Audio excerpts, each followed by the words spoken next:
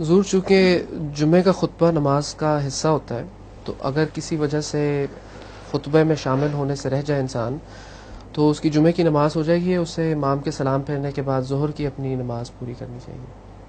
اگر نماز میں شامل ہو جائے جمعے کی، اگر نماز میں شامل ہو جائے لیکن خطبہ رہ وہ جائے۔ جو آپ اس کو کہتے ہیں قیاس مال فارق،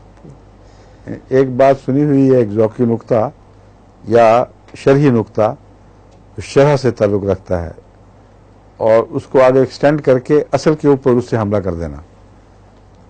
نماز کا حصہ ہے، ہرگز یہ مطلب نہیں کہ نماز کا ایک ایسا جز ہے جس کے بغیر نماز ممکن نہیں ہے۔ یہ حصہ ہے عبادت کا ان معنوں میں کہ جمعہ کی عبادت کا حصہ ہے، بس جمعے کی عبادت نامکمل رہ جائے گی اگر خطبے میں شامل نہیں ہوں گے۔ خطبے کی نماز اپنی ذات میں مکمل ہوگی، اس پر اس کا کوئی بد اثر نہیں پڑ سکتا، سمجھ گئے؟ ظہور مہدی آخر زمان ہے،